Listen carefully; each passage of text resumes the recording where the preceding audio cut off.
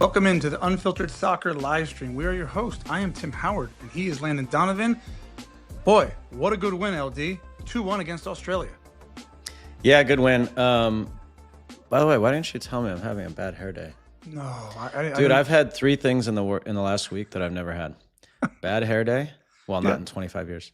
Bedhead and hat hair. This is all surrounding your hair. Okay. Yeah, all in 25 years I haven't had that. How's it feel? Good? Amazing. It looks terrible. Right Looks now. great. All right. Yeah, really good win. And seeing it in person live in Austin Friday and then watching it on TV last night, I would say Australia weren't as good a team overall as Ecuador. Yeah. And very different, which was good. A very, very different opponent for the U.S., that's what you're going to get in a World Cup. You play someone like Ecuador, 4 days later you play Australia. And so there were some really, really good things. There were a few bad things that were not anyone's fault necessarily that we'll get into. But I think overall a really good win. And as a whole this week, I thought was a huge, huge step forward. Huge step forward. Yeah. Yeah. I mean, I think the result, I'll never go back on my word. Results are the most important. But as you get the results, then you start to dissect everything else around the team. And that sort of feels good coming out of this camp, right? That's exactly Which also, I was I'm not going to say cautiously optimistic. I was just cautious about, coming out of September. It was no, October will be my team. It will be my squad. Things will look and feel different. And why would, I mean, Pochettino's a brilliant manager, but I'm saying surrounding U.S. soccer, why would I put all my eggs in that basket? I really wanted to see, and I think I saw. And that's a huge, huge step in the right direction. Yeah, you can say now, Tim, these FIFA rankings are all BS, whatever. Yeah. But we look now like a top 15, 20 team in the world. And a top 15, 20 team in the world can beat anybody. That is the reality. And so, All right, we're going to dive in deeper. As always, guys, follow us on social media at Unfiltered Soccer. Subscribe to the show, either YouTube, Apple Podcasts, Spotify, anywhere you get your pods. And then you can email Jordan, as always, feedback at Unfiltered Soccer. Okay, so we'll go in like chronologically a little bit here, Tim. So the game's going pretty well. I thought we started the game pretty well. And then all of a sudden there's this weird play in the box. Yeah. And it falls to Jordan Boss, who bounces through 3 or 4 of our guys and then ends up in the back of the net. And can you help us describe from a goalkeeper's perspective? You're sitting there, the game's comfortable. All of a sudden the ball bounces around, it's in your net. I think I know what your reaction would have been, but just talk through, how you're feeling in that. Well, I think for me after the game, it's one of those goals where it's like it's super correctable. So like for me after the game, whether you're the coach or the back line or goalkeeper, you can have a discussion about like, guys, that's easy. Like we can defend that. We can do better. Be more switched on, and because the ball bounces around, Boss, who think is a really good player, he didn't have a good handle on it. He just happens to be taking the risk because he's in the box, right? So the ball's just kind of bouncing around. I don't know. Was it Roldan who ends up getting I can't remember who had like a last ditch sort of effort. Chris Richards, kind of who's the leader back there. He actually thinks that the ball, that the midfielder is going to clear it, and he doesn't clear. So just someone needed to take more charge, probably get an arm across Boss's chest, and you don't even necessarily have to win the ball in those moments. You can just get a body on him, and usually you'll nudge him off. So it's correctable because they didn't really earn that. When it comes from a throw-in, like a bit of a hodgepodge goal in the box, it's frustrating because it's not you don't legislate for those. You're like, we can handle those. If they break us down, that's different. So yeah, and those are killers. Like in World Cups, those are killers. Goals like that kill you because it's so hard to score and so hard to get results. So Chris Richards has been arguably the best player for the U.S. over the last however few months. He had 2 moments, one against Ecuador on the goal and then one here where he knows he can be better. And of course, they're good learning experiences, much better in friendlies than in the real games. And I'm sure he'll get that cleaned up. So then we move on, and it got a little interesting with Christian Pulisic. And this has happened a lot to him. I've seen this a lot in games. Teams go after him. Like Mm. like concerted effort to go after him. I don't know if that's what the scouting report is. I don't know if Yeah. it, obviously because he's the best player, you're going to Yeah. have this look. The first tackle was pretty bad. The Mm-hmm. first tackle was pretty bad on him, and we don't know exactly. We think it's been an ankle or foot issue he's had. Mm-hmm. We don't know exactly what the issue is, Mm-hmm. but he clearly was bothered by that.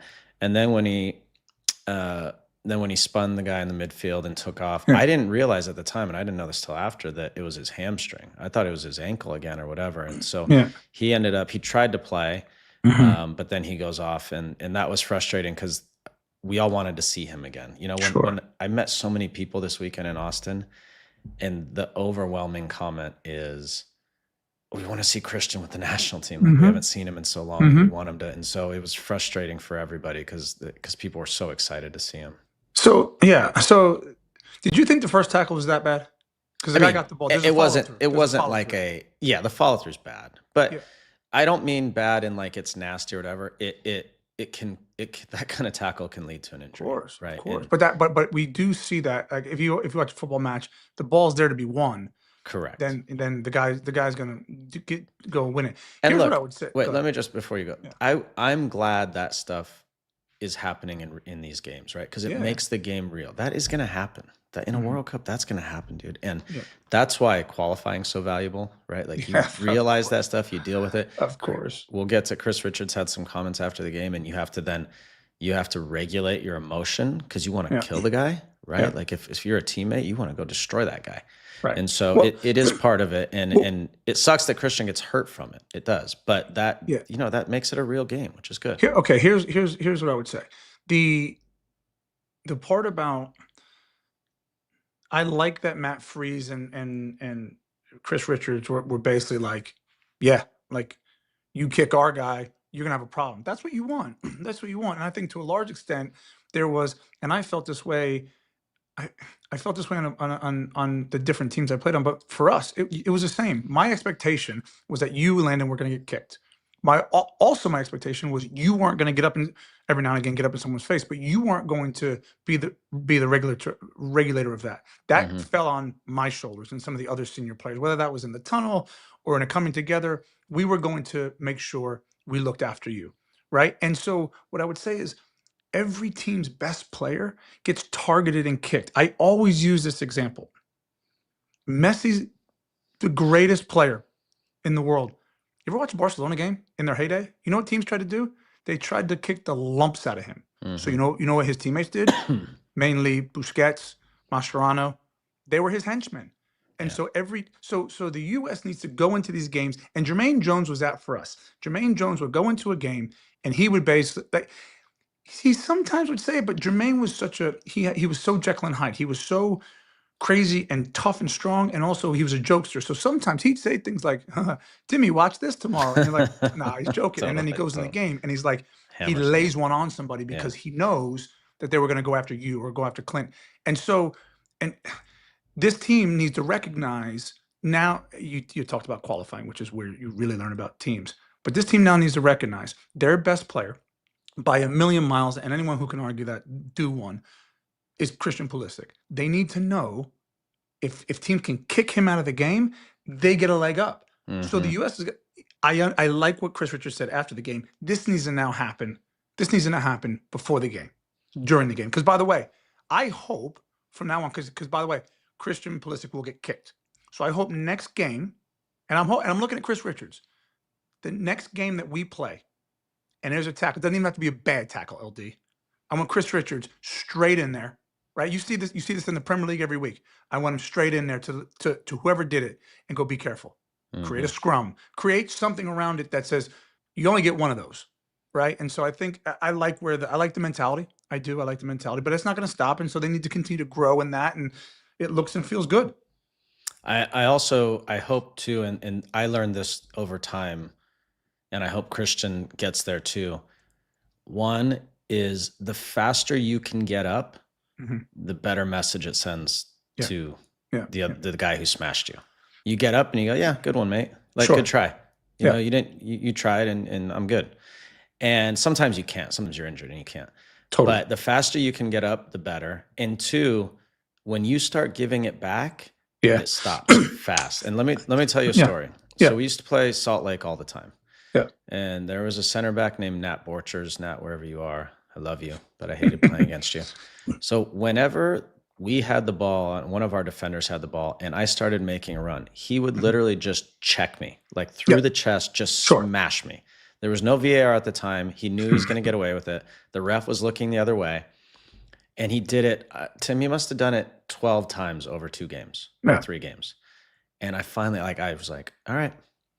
So I told the ref, I said, he's doing this every time. And he's like, well, I can't see it, Landon. What do you want me to do? I said, okay, this is what I want you to do.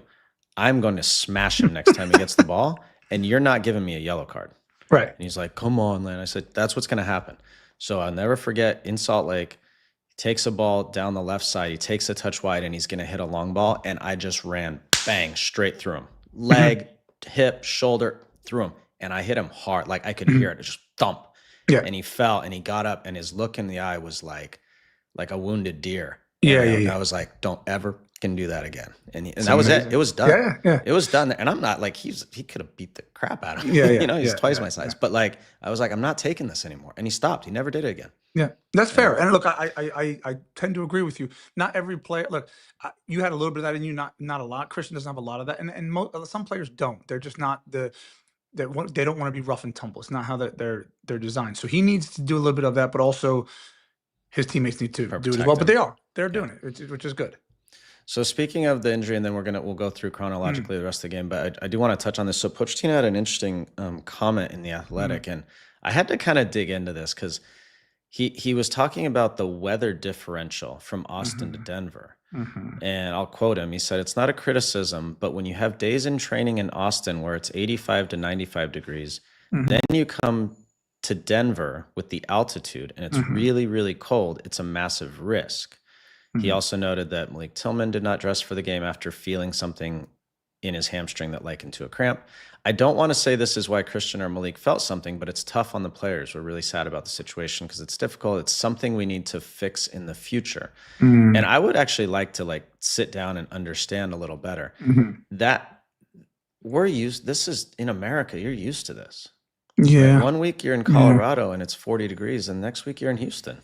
And that's just part of it. And it's a challenge for sure, but look, I'm not a medical expert. I can't imagine that's why someone was injured. No. Well, I don't look. Also, when someone leads with "This is not a criticism," it's a criticism. It's a criticism. But no, I don't. Physiologically, have things advanced to where they can kind of measure these metrics? Possibly. I don't remember it being an issue, mainly because I played in a European climate that was terrible. And you played in a sunnier, warmer climate, which was amazing. But if the national team had games on each coast and one was a cold weather game, I was like, man, kind of used to this. And the one that was warm, I was like, gonna enjoy this for a minute. So I don't know if and yes, I was a goalkeeper, so I didn't have a million miles on my legs. But yeah, I didn't necessarily feel it. But if there's something in that, and yeah, as you said, we have to probably dig deeper. Just so people understand too, I know we talk about this a lot, but scheduling these friendlies is one of the hardest things a human can do. Yeah. I can't overstate that enough. Yeah. So first of all, just getting the opponent right is such a challenge because some teams are qualified, some are not. There are games coming in March that US Soccer has told me there will be some big opponents, assuming they qualify, right? And that was a week ago or so. So some of them have qualified, et cetera. But you don't even know. So until they qualify, they're still part of their qualifying process. Then you have this dynamic of where do you want the players to fly to? Do you stay close to the East Coast? Do you all that? Sure. And then when you get on that, then you get, I'm sure they narrow it down to, okay, here are the stadiums in America. Yeah, what venues that are available. That are actually available, right? You're like, okay, there's all these soccer stadiums, should be easy. Right. Well, it's not like Wembley. Maybe Austin had a concert that night. Yeah. Right? Maybe Denver had a graduation or something, at Dick's Sporting Goods. I don't know. We'll fix this when we have a national stadium. We'll fix this. That will fix it, yes. But you can't. I mean, to say we need to fix it. It would be ideal, but there are just so many challenges that go on. And I know Pochettino understands that. I'm sure it was just frustration in the moment. Okay, so let's move on. So then it gets good, and it gets really good. Luna comes on. There's a good energy about him as always. Mm-hmm. He's moving, and Yeah. Christian Roldan turns into the midfield. He gets a ball from Weston, and he Mm-hmm. plays a fantastic little ball, slides it along the center back. And when I was watching this live, when Haji didn't take a touch to his Yep. left, and then I Yep. thought the chance was gone. Yep. And I was like, Yep. oh, it's gone. And then he did, I put in our chat, like guys who are in top form Mm-hmm. score goals like that. Like no matter what, Totally. it's in the box, bang, I'm going to find a way. Totally. It's like this little, like almost back spinny toe poke. Yeah. And he just buries it past the goalkeeper. Yeah. It's fantastic goal. Really I good think goal. it was a really good goal. And I think both, which we'll touch on, were good. I think the second one was better. But what I also liked was when I saw the play live and then I saw the replay from the high angle behind our goal, I saw Chris Richards step in really aggressively, right? Yeah, and that's right. the ball. When he won the first ball, yeah. That's the ball that pops into Weston. He doesn't think, plays forward. Christian obviously gets on the turn. The thing about the Haji Wright chance, I'm the same as you, because the goalkeeper in me was like kind of feeling like, where's the angle? What's happened here? So what I liked about that is not only was he not caught in two minds, he had a couple things in his locker there, right? Mm-hmm. When he gets sprung there, he wants to hit that left foot across the goalkeeper, right? Mm-hmm. As he's shaping his body, the defender then gets basically level with him, so he knows. One, he won't even be able to get good contact on it, right, with his left foot. So immediately, like in an instant, he just goes, I'm going to poke it, right? Mm-hmm. So the chance that it was kind of stuck between his feet. The defender ends up getting on his shoulder, and I think he literally, you can see him going like an NFL quarterback going through his reads. This is a process. I'm in. His head's down. It's a left-footed shot. Bang! As soon as he feels the pressure, right foot toe poke. It was a really good goal. And as a goalkeeper, you can't set for that, right? No, like so tell me if I'm wrong, but it's like you want to get your timing so you can get set and then explode and save it. And he's just not set because he's not expecting it. Oddly enough, even though if he hits it with his left foot across the goal, Right. even though there's more goal for him to see, it's an easier save to make. That's Once right. he pokes it, you don't he doesn't shape. You don't know if that's going over your shoulder, if it's going right or left. Yeah, it's a really good goal. It's a great goal. Okay, so then just after halftime, another just a great heads up play. This is why the Sounders win. Like this guy, Christian Roldan, he just wins, man. Good point. So there's a free kick. He and Haji are on the same page. Plays it behind the Australian center back. My kids were watching, and when Haji cut in and the defender slipped, they're like, "Oh, ankles!" Put him on skates, and then buried it with his left foot. When he cut in, he still had a lot to do. Yeah, and just buried it, curled it inside the far post, and another fantastic goal for a guy who's in top form. Yeah, the reason you and I talk about the high level stuff that I'm interested in was encompassed in this goal, right? Because again, go back, rewind it from when the ball hits the back of the net. I believe it's free. So Freeman gets put in a difficult position. He's coming back towards his own goal. Roldan's actually, for whatever reason, is too close to him, so he can't actually bounce it. There's a man marking Roldan, and there's a man tight to Freeman, right? Yeah. So now, the only successful option he has is to dump himself, right? Draw a foul. Yep. Draw a foul. That's the only successful option, and he does that. So check, brilliant. Next thing. Roldan has got to basically get that ball down and get his head up and think, I'm going to make this pass. Check. The biggest part of this is whether Haji Wright is up for it. If he actually is reading that, is he keeping himself on side? Is he running the line? Is he tuned in? Yeah. Is he tuned in? And he does. Yeah. And he does. And so now I'm like, that's literally the perfect goal. We go from a bad situation on the touchline in our own half. We're not getting out of this. Freeman gets dumped. Roldan gets his head up. Haji Wright makes the run, but then he still has a lot to do. Yeah, and I just think for me, that goal, I'm looking at is it of the spectacular variety? No, it's a good finish, but I'm still thinking that had the makings of a lot of guys being tuned into the situation, to what's being asked. It was really good. Yeah, it was a great goal. So in the end, we end up seeing the game out, win the game.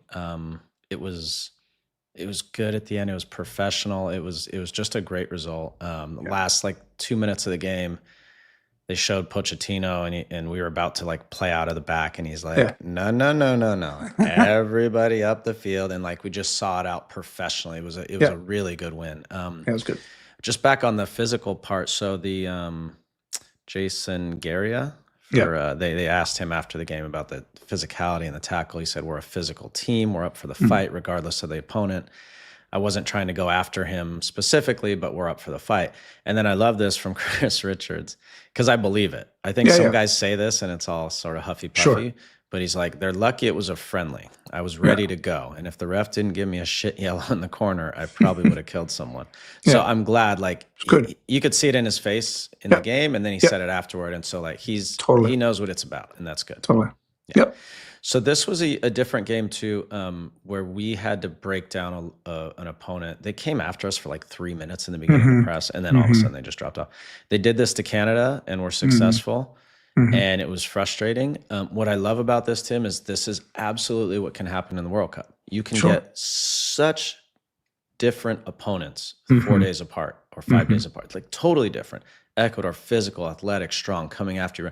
Australia, not as physical, not as athletic, not as strong, sitting in more sort of tactical nous and nuance. And it was the first time I can remember this team. We didn't like really crazy break them down, but certainly on the first goal, there was enough there to break them down. And it was better. It was much better. And that's hard to do, to break teams down like that. Yeah. Well, I'm going to give you a hot take, but one that I absolutely believe in. So this is for all the fans who asked the question. Like, why does the U.S. struggle breaking down a team that plays in a deep line, two banks of four?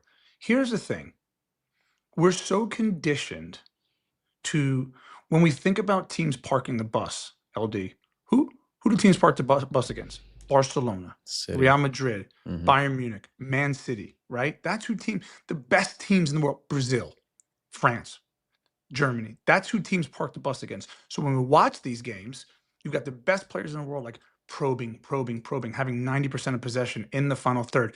It's hard for them to break these teams down, but ultimately they do. They find a way, right? There's a breakthrough. There's just too much pressure. They get one, they get two. But ultimately, this is it's a tough skill. It's a tough skill because those teams, LD, the way those teams that I just mentioned create overloads, it actually starts from the back. Everyone's camped in your end. Mexico did this to us in the Gold Cup final. You and I talked about this, right? Yeah. So now your center backs are actually having some of the most dominant possession, and those are some of the better footballers on your team. I mean, how crazy is that to say, right? So the best teams in the world, the center back can step in, find a pass, link the game together, kind of knit it and stitch it together. Like, what other teams can do that? Like, let's not blame the U.S. for saying, well, they can't break teams down. Very few teams in the world can break a team down that's like just bunkered in. Ultimately, go ahead. No, well, also, like, think about the cities and the teams like that. They buy the players who can do that. Right. They know they're going to have those games. Stones, like that's the type of player they're buying. Right. Most of our guys, like Chris Richards, phenomenal player, defender, but Palace doesn't do that to teams. No, right? They're not doing that every week. Right. Mark McKenzie, Miles Robinson, they're not doing that every week, right? So, agreed. So we've improved, and the whole world has improved at it. But really, only the top best players can do that. You're right. I agree with that. Yeah. Let's talk about Matt Freese. So again, started both games. I think he had all the Gold Cup, 11 caps, and he had the last 2 friendlies in both windows. So that's at least 9, 10, 11 games in a row. Games, yeah. So I think we have a question from Jordan.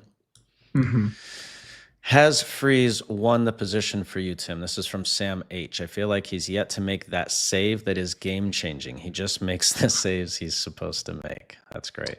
Yep. That's a great question for you. Yeah, good question. So Matt Freese, for me right now, and again, this goes against a lot of things I've said, and now I'm just picking at, this isn't now my opinion, this is just what I'm seeing. He's the number one by a mile. I went into this saying, like, he's played 11 games. I thought if he got these 2 games in this window, then for me, I was going to say, okay, that shows me he's the number one. I would then think, again, going back to my theory of like the one thing that worries me about Matt Freese, just not him, but that time isn't on his side in terms of like getting the required amount of games to give him experience for the World Cup. So that tells me there's 7 games remaining before the U.S. start the group stage with all the friendlies and the windows. So I'm thinking, like, he has to get 10 of those, well, not 10, sorry, 6 or all 7 of those games to get him to, 18 caps. It's just, You know yeah, what I mean? it's not a lot for a goalkeeper. But still, it's the most that he can get. No, And I'm to the just saying, but yeah, to your I know what point, you're saying. I that's know not a it's lot. not a lot. It's not. And to Sam's point in the question, like, it's not his fault that he hasn't, like, No. made a ton of saves. The games dictate how many saves you make, but you do.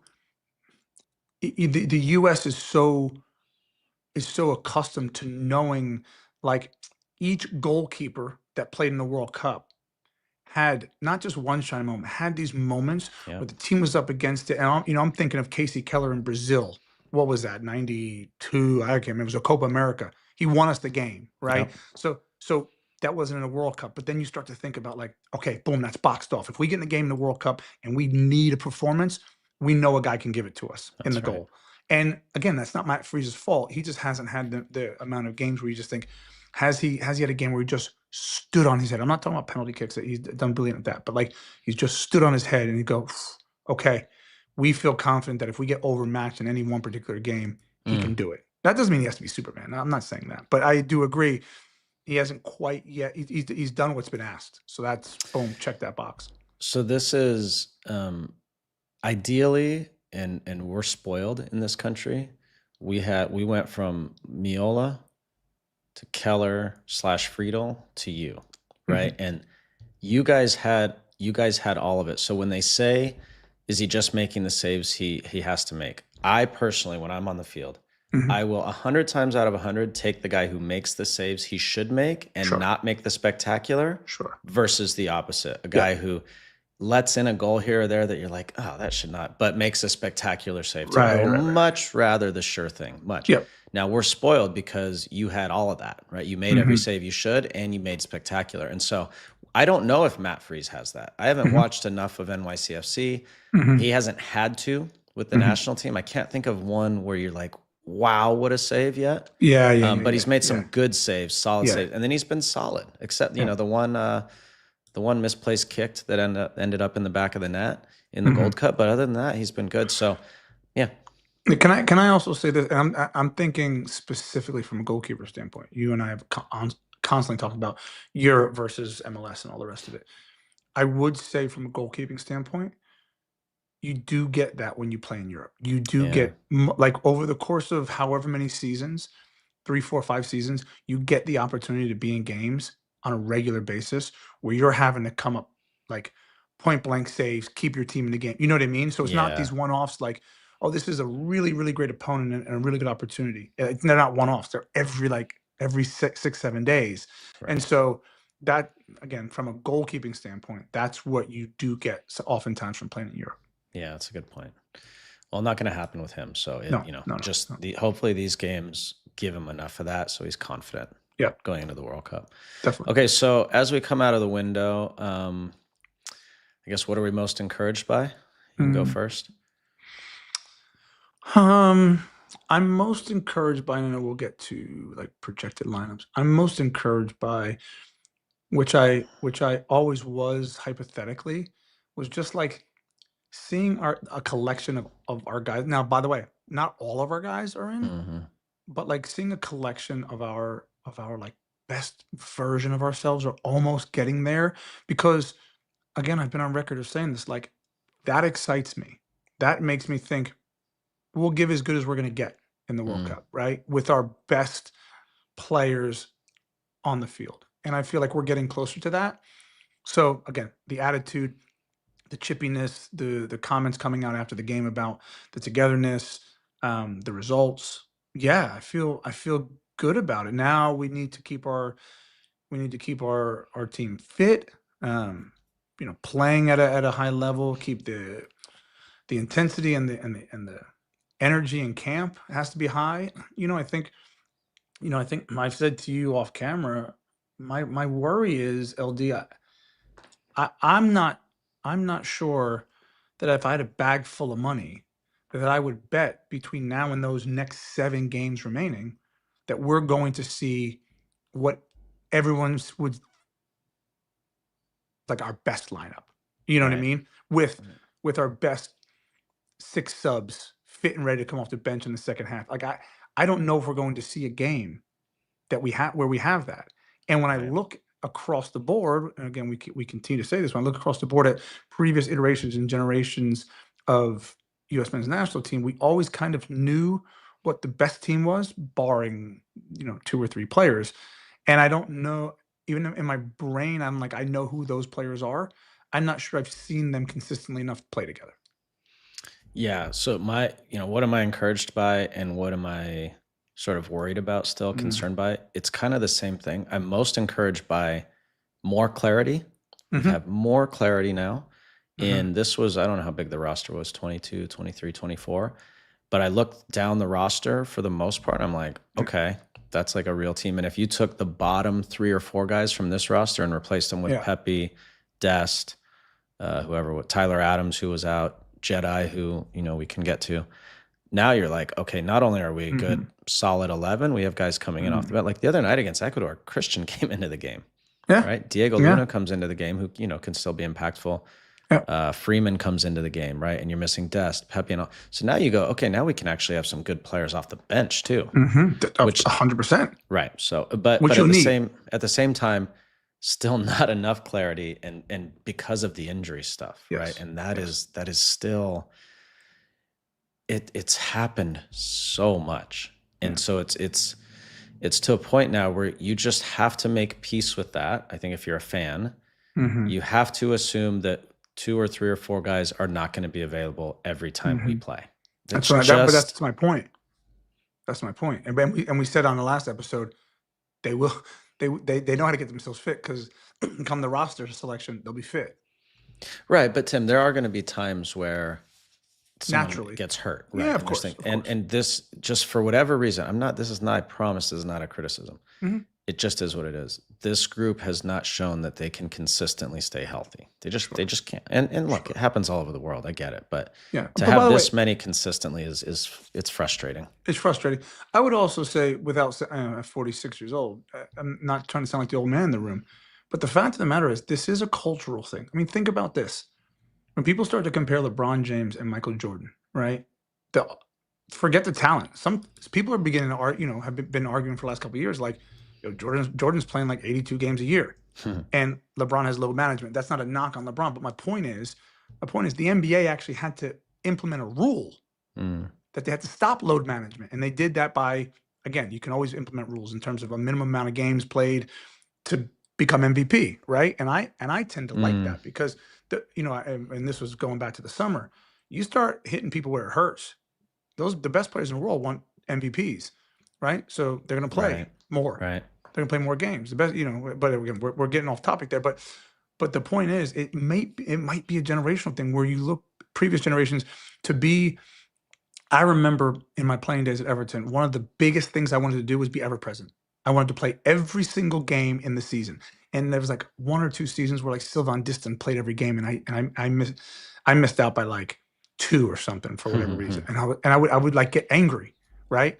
And I think I'm not sure that that's like a top priority with just generationally anymore. Which again, I'm not sure you just fix in one conversation. Yeah, maybe just accept it. Okay, so one of the guys that I think it surprised me a lot, Tim, and we talked about Roldan earlier. We do have a question about Christian Roldan. Yeah. From David Malan. Should Christian Roldan be on the World Cup roster? Okay, simple. Yeah. A month ago, I would have said there's no chance he's going to be on the World Cup roster. A month ago, I'm not sure how well Mauricio Pochettino knew who Christian Roldan was that much, other than let's bring him in. But in the games I've seen, he absolutely does not look out of place, and way more than that, I think he's been impactful, really impactful. Yeah. And I would just say what I'm encouraged about between Tessman, who I thought was excellent in both games. When he came in last night, he was great again. Weston, who looks engaged and good. Tyler, who's going to be there. Aiden Morris, who these were his first 2 games, wasn't spectacular, had some iffy moments, but I thought was very good and actually got forward way more than I realized. He was very good. And Roldan was excellent. And so now I'm like, okay, and look, It's not the top level we're playing, but Sure. it seems like a group of 5 guys there that I feel very confident in. So, do I Yeah. think Roldan should be? Yeah, I would say right now, yeah. And Pochettino has said, you play and play well, you're going to play again. Don't be surprised, Tim, if he starts the next game. Don't be surprised. Yeah. Look, I say this at the risk of disrespecting and upsetting Christian Roldan, a player who, by the way, I respect. I know his brother. I worked with his brother in Colorado. I played against Christian Roldan. He whooped my tail a bunch, and I said it. You know, you and I talked about like Kyle Beckerman and these guys who are like really really top MLS players, champions, and there's just and you know this is just a different level on the national team. It's a step up. And I'm always I keep saying I'm always thinking about the World Cup. Yes, it's a step up to play on the national team. It's a step up to play in a World Cup. And I'm not sure that that he's at that level. That being said, I'm beginning to become convinced that he is. And he's showing that he can be in a game and take the ball and make things happen. Can he do that against the best teams in the world? I don't know. I don't know. Now, that's not the question that was asked. The question that was asked was, do I think he'll be on the No, it World said, Cup should he roster? be? Should he? I actually think he will be. Yeah. I do. Because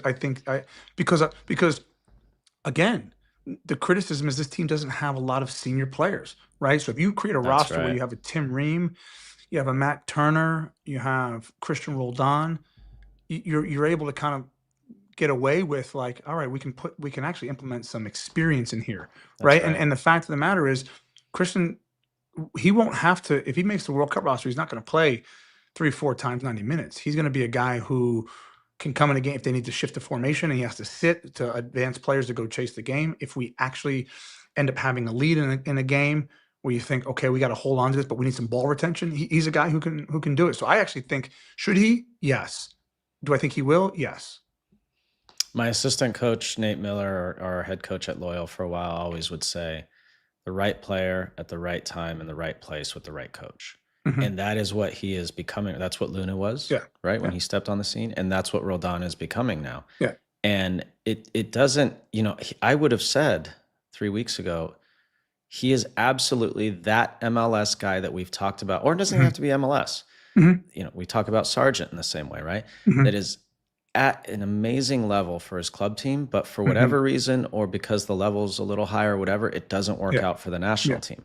Again, Taylor Twellman was a guy like that, right? There's a lot of guys. Chad Marshall was a defender like that. But all I can do right now, Tim, is not have that bias and just watch what I'm seeing. And when I'm watching what I'm seeing, I'm thinking, okay, this is a World Cup team, Australia. That was a World Cup opponent in Ecuador. And he's doing the job. So, I mean, I just have to say, okay, then he can do it. Definitely. Right. And until it proves me otherwise, I got to say, yeah, he's going to do it. Yep. Agreed. Okay, let's talk about this was a disappointing one because the night before the game, I was sitting with some U.S. soccer people and I was told Christian was out for the Ecuador game. He ended up playing. And they also said Jedi was out and that his knee was bothering him again. So I think we have a question about Jedi. From Tyler Holland, do you see a possibility of Jedi playing left center back and Weah playing left wing back? I feel like that pairing would be so smart. Interesting. You go ahead. You know what? It's not a terrible question because it's one that popped into my head, and then I quickly said absolutely not. I think we right. So I think what I did, what I'm guessing the question was designed, and a lot of fans are thinking like Premier League left back, right? Can play in a 4, can play in a 5, left wing back of a 5, and Premier League experience. Top player, by the way, wanted by Liverpool, plays week in, week out for Fulham. Really good player. I agree with all that. If you look at Jedi Robinson, and so oftentimes when you have that player, you can actually go, yeah, he can play left side of a 3. I'm thinking of a Luke Shaw, right? Luke Shaw is a left fullback in a 4. He can actually play left wing back in a 5, but in a pinch, and oftentimes United use him, he can play left of a 3. Right? Jedi Robinson doesn't strike me as a player who wants to play left of a 3, and his profile fits that, right? Because ideally, what I would say, and this is why left footers stink, they're amazing, but this is why they stink, because ideally what I would do is I'd put a back 3 of Anthony Robinson, Chris Richards, and Tim Ream, but you can't put Tim Ream on the right. You get what I'm saying? Because Yeah, right. he's left-footed. Now, Can't use De it, yeah. Ligt does it at Man United, but it's not really our profile. So I just don't know if Anthony Robinson wants to play left of a 3. Now, I would say this. I'll give you an example. So, and then I'll shut up. If we were to play a team where we can assess, Landon, right? You and I are coaching. We're saying we're playing Australia. They're going to give us a ton of the ball. I don't know if we're going to have to like really be up against it in our own penalty area. Now I'm saying, cool. Max Arston left wing back, Tim Weah right wing back, a back 3 of Tim Ream, Chris Richard. In fact, you could probably do that. You could probably put Jedi Robinson left of a 3, Tim Ream in the middle, and Chris Richards on the right. Yeah. And then you're having a ton of ball retention with your back 3. So maybe horses for courses, but ultimately I don't know if that's. I think we could see it, but I don't know if I'd want to. Sorry. So what we used to do at Loyal when we would build in a 3 or we did in games or in moments, maybe the last 20 minutes you need a goal or it's 0-0 and you're pushing to score and the other team's just bunkered in and pinned it. We would then play with a left wing back and then a left center back who was more of like a left back by nature, who would then just bomb on beyond him. Right. So, you start as a 3, but that left wing back can literally just overlap and can play as a left winger too. And so I could absolutely see Jedi in that role. So now Weah's there. Weah comes inside, which he loves to come inside on his right. Jedi's overlapping him. You still have 2 in the back and, 1 or 2 of the central midfielders. You can see that scenario. So I don't think it's crazy. I'm not sure it's something, we'll get to see or experiment with, but it would be something I would work on if I were Pochettino, just in the event. You could do the same with Freeman on the other side, to be honest, if you needed to, right? In certain situations. So it's not crazy. No. Another guy who was not here, Ricardo Pepe, I believe we have a question about Pepe. From Eddie Gonzalez. Nice picture there, dude. What about Pepe? What's the latest? Does he still have a chance to make the team? Yeah, I can't imagine he's not going to make the team. The only caveat is we just don't know with the injuries, like how that's going to play out. So I imagine he will be on the roster, even if he goes into camp with an injury. But man, we just need him healthy. Landon, roster construction, we think 4 strikers go, like 4 out. This is a good question now because there will be 26 players. So you take 4 strikers. So you have 3 goalies. You might take 5. Oh, I think you're saying out and out like 9s. Yeah, because probably. It would be Balogun, be Haji Wright, probably Ajamong, and Pepe. That's what I'm thinking. So at least 4. I mean, they might take 5. Yeah, right? You're probably right. So yeah, I mean, let's say they took 3. Who's the odd man out? That gets trickier. That gets trickier because we know who that gets trickier. We know who the first 2 are. Right. So then it gets tricky. So yeah, I mean, I don't know. Yeah, things I don't know change if fast, you take 3. No, I think you take 4. I think there's enough spots on the roster. You take 4.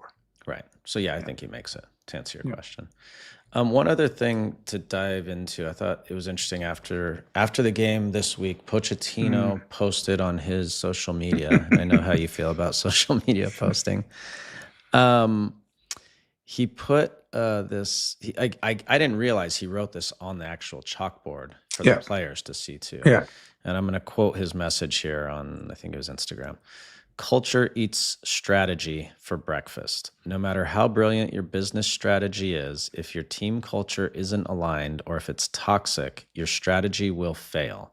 Culture is the collective behaviors, attitudes, beliefs, and values that drive a team. And he got that quote, interestingly, from the CEO of Chick-fil-A. So I guess just what's your take on that? Who was that pointed at? Like, why does he put that out publicly? He clearly put it for the team to read, which are, managers do things like that all the time. So what's your takeaway on that? Do you think Poch has ever had Chick-fil-A nuggets or like a chicken sandwich? I'm probably not, right? Like I actually never did till like a few months ago. My kids got them after a game. They are so good, those nuggets. Platter. Oh, platter. My God. Yeah, I think someone needs to get Poch some of those for sure. I'm sure he's probably had some. Well, my take on it is I agree with it. I agree with it. I think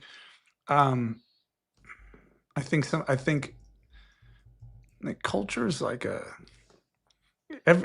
being around a lot of different teams and having investment opportunities with teams and talk, like everyone talk culture, culture, culture. When you bring when you interview coach, it's like, how do you create? Everyone talk about culture, culture, culture. Like that buy-in is so incredible. And you and I have had it over the years with our different national teams. We had it at Everton. You remember? I know under David Moyes, you had that with Bruce in LA.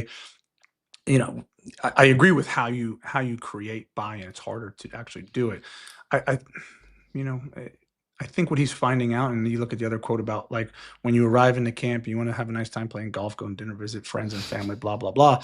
Like he wants you to just be there to be with the national team, and you and I both know. And I was a culprit of this. I obviously never down tools and played as many games as humanly possible for my country, but I enjoyed it.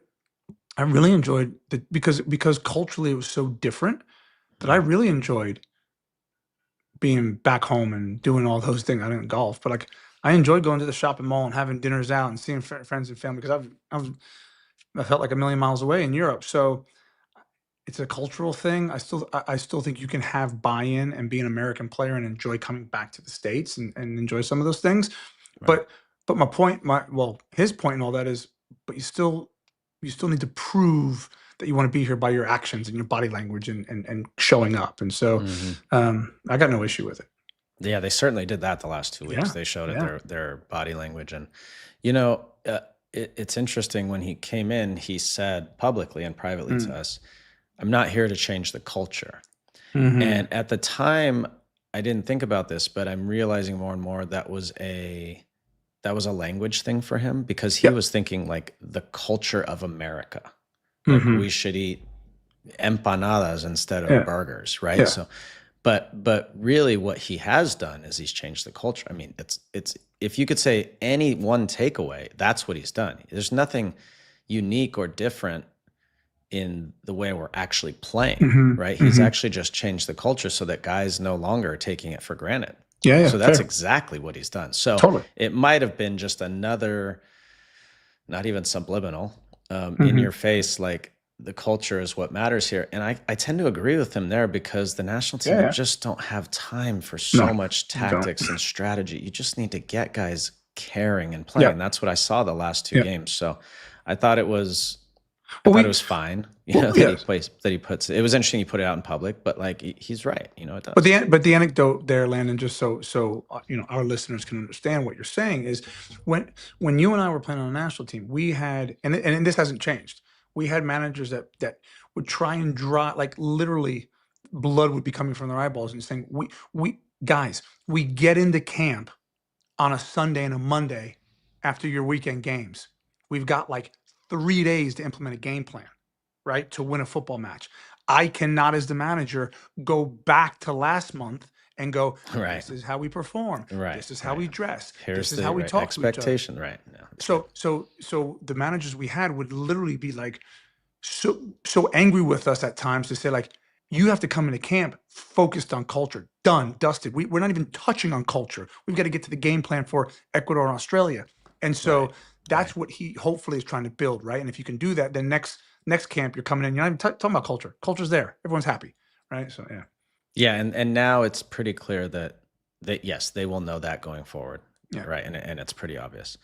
Okay, we got a few minutes left. First thing we're going to do, let's show a graphic I think you guys have of who has qualified now. The list is growing. It grew a lot over this window. Over this window, New teams were, I think South Africa was new, Saudi Arabia, maybe Cote d'Ivoire, Senegal, a lot of the African teams, Qatar back in, England back in. Really interesting. I think there's almost 30 there, aren't there? Maybe more. I'm trying to think how many are left to qualify. 10, like 20. Probably 10 to 12. I guess would be my guess. So like it's starting to round out, and it's pretty interesting because there are quite a few. I don't know the exact, but I know Uzbekistan's new, Jordan are new. I don't know about Cape Verde, or Cote d'Ivoire. I don't know. Cote d'Ivoire probably has, but there's going to be some new teams, which is great. I love this. This is what I love about the expanded format for all the people who made it. I think it's great. So next 2 U.S. games will be, I believe, Paraguay and Uruguay. So South American, those teams will be very similar. Good ones. And great games. Again, shout out Tom King. These are great games. believe one's in Tampa, and I don't know where the other is. Maybe I think that's right. I think Tampa sounds right. Yeah, Tampa. Okay, so before we get out of here, let's go back to what we think the 11 is going to be for the World Cup. It changes constantly. I think I have a good grasp on it, to be honest. Okay, go ahead. Do you? Oh, well, no, you go first. By the way, did you realize that England will finally play a World Cup in the U.S. now? How great is that? I forgot they didn't qualify. They didn't qualify for 94. Can you imagine those games in the U.S. are going to be wild? Yeah. So fun. Okay, so go ahead. Give me the grasp if you think you're 11. No, you go. I said you go first. Okay, I'm going to go first. This is what I had after September, by the way. Freeze, Cameron Carter-Vickers, Richards, Ream, Dest, Adams, Aiden Morris, Anthony Robinson, Tillman, Pulisic, Balogun. That's what you had in September. Yep. Okay. I'm going to keep the top three the same. What was it? Pulisic? Pulisic, Tillman, Balogun. Okay. I'm going to keep Matt Freeze. Okay. I'm going to start now. My thinking's starting to change. So I am going to say we're going to play in a back three. Yep. It's going to be Richards, Ream, and I'm going to, so dumb of me, but like just at the chance I get it right and I'll sound like a genius, I'll keep Cameron Carter-Vickers in.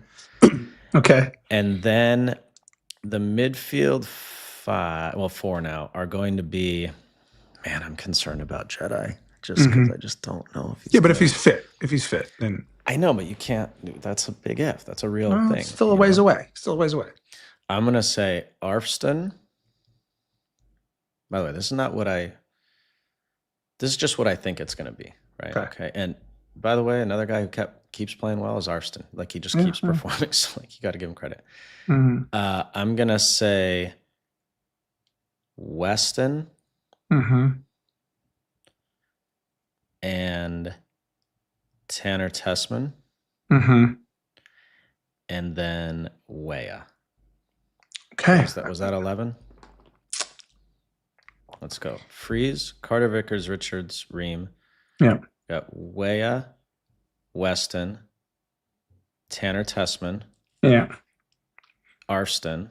Right, and then Tillman, Pulisic, Balogun. This is what I think it's going to be. Not necessarily what I want, but this is what I think. Yeah. And yes, that is correct because I saw it in your face. No Tyler Adams. Okay. All right. I know it's bizarre. I know. I just think he is. This is just my hope. I just think Pochettino's really high on some of the guys who are here, Tessman and Roldan, who you never know. But then I think Weston, when he's so impactful. So I think he. Yeah. Okay. So did I put Weston in? Shit, I didn't even put Weston in. Yeah, you did. I did. Okay. Yeah. So my 11 is this: Matt Freeze in goal, back three of Ream, Richards, and I don't know. I literally don't know. That's a good. He's a good player. I don't know. Yeah. I don't know. I have no idea. So that's like the one open spot. Wing back on the left side, Jedi Robinson, Tyler Adams, Weston in the middle, Weah on the right. And then up top, Pulisic, Balogun, and Tillman. So if that's our team, Tim, you can go into it saying, like, that's a real team. If these guys are all at their best and fit, you're like, that's a real team. And then there's some very just like good young Freeman off the bench, Arsenal off the bench, Luna off the bench. I mean, I wrote down the bench here. I got 10 names. It's really good. Pepe and Ajamong and Haji Wright. And so you have some like maybe Roldan and Aiden Morris. You have real solid depth now. Not amazing, but solid depth. So, but I also, it's a good team. To that point, you know, we named different versions of a similar team. But if we were to say going into it, okay, now we know who our best team is, and if we put two lineups on the board and maybe two names changed right prior to the first game of World Cup, I'd say I'm happy with both of those teams. Totally. I'd say like that team can get a result, and I think that team can get a result. Totally. That's great. That's great. And to your point over and over, and you know, we'll get out of here in a minute. Can we see that before the World Cup? Can we see that? Like, let's hope we can. A couple times. That'd be amazing. Oh, don't get greedy. All right, guys. Thank you. That was fun. We like these live pods. Right before the pod started, I was like nervous. I saw the clock counting down. Like, why the hell am I nervous? It's so stupid. All right. We appreciate you guys so much. As always, please subscribe on YouTube. You can also subscribe on Apple Podcasts, Spotify, anywhere you get your pods, and follow all of our social media at Unfiltered Soccer for all the bonus content. Yeah, thanks everyone. Thanks for the comments and getting on here with us, being live. It's a lot of fun. As LT said, it adds a different little spice and dynamic. Thank you to our presenting sponsor, VW. Have an amazing week. We'll be back next Tuesday with another edition of Unfiltered Soccer. See you guys.